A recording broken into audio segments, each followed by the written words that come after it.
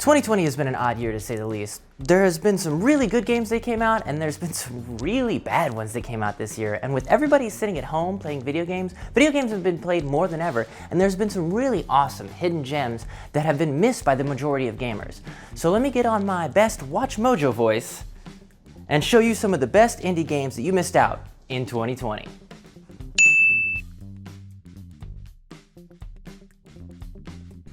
Going Under.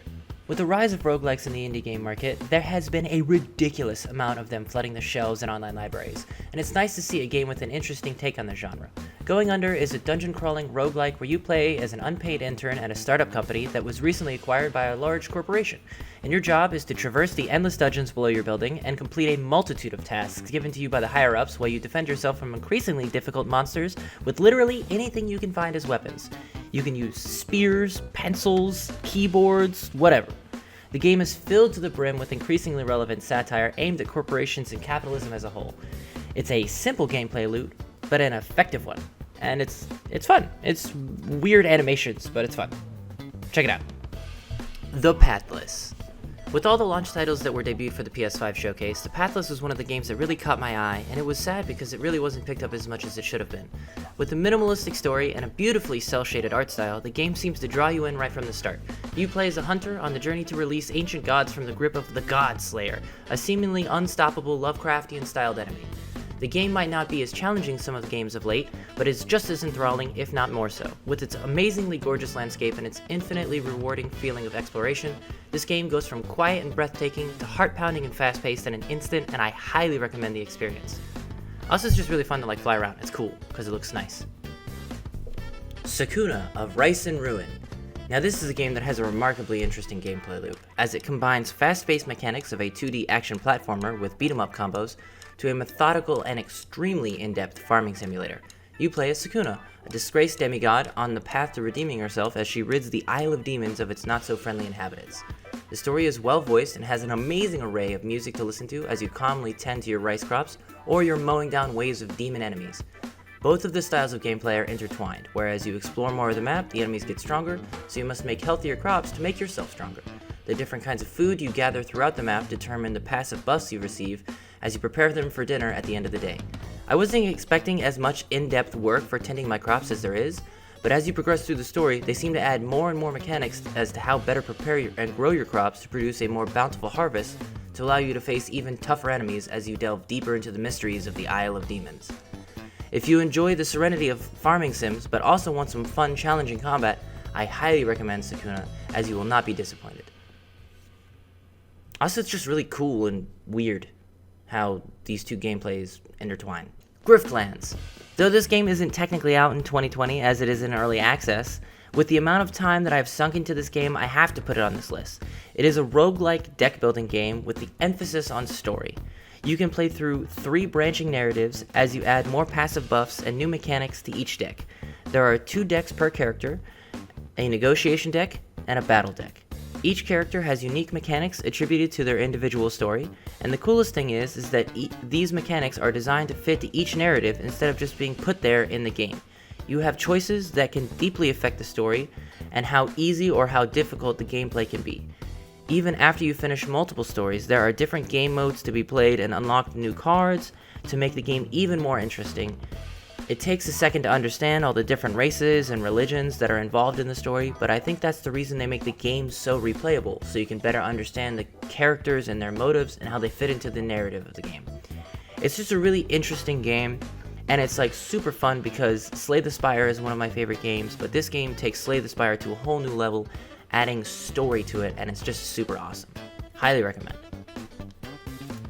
Hades. Now this game is a little bit more popular than most of the other games on this list, but it is still an indie game, and with all the work that went into this game, it deserves its accomplishments to be praised time and time again. It is another roguelike action game, but this game has been so fully polished and so well written and designed that you can't get tired of this game. You play as Zagreus, the son of Hades, as he attempts to escape the underworld and find his long-lost mother and to find out the mystery behind his birth. There are many recognizable characters as the game is set in ancient Greece, and anyone familiar with those stories will see their favorite gods and goddesses, as well as heroes and villains from all the stories of the Greek pantheon. The game is beautifully hand-drawn and animated, and all the characters are well-voiced and unique. This game has a level of polish that isn't even seen in AAA games as of late.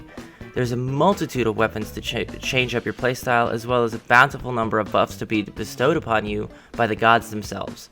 There's a lot to unlock in the game to get the full final ending, and you actually have to beat the game over 10 times to get there. I have over 50 hours into this game, and I have yet to run into one repeated line of dialogue, and that is just, that's a lot. So, this is just an overall great game, and I can't recommend it more. It almost won Game of the Year over Last of Us 2, which, I mean, that game had so much hype for it, it's ridiculous. So, Hades coming out of nowhere and getting that close, like, you gotta play it. It's super good. Spiritfarer. Now, this game has captured me in ways that most video games of recent years couldn't do, emotionally. In this game, you play as Stella, the newly appointed Spiritfarer, and her task as such is to take these wandering spirits and to finish their final tasks on the journey to the afterlife. The gameplay is similar to Stardew Valley and Animal Crossing, but on a boat.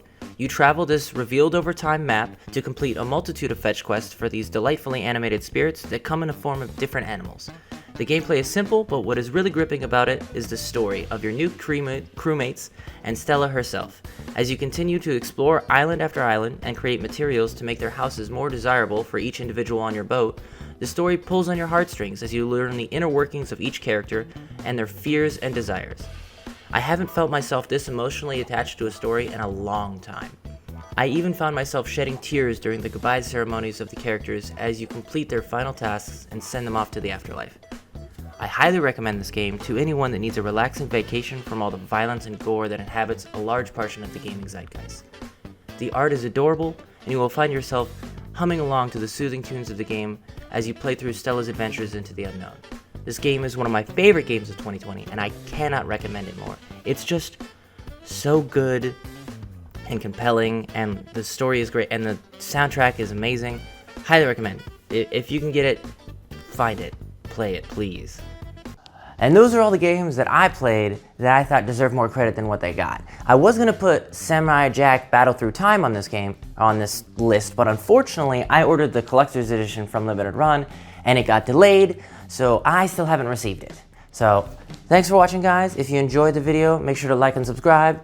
If you saw a game that you thought that I missed, make sure to leave it in the comments. And thanks for watching. Yeah, again, peace.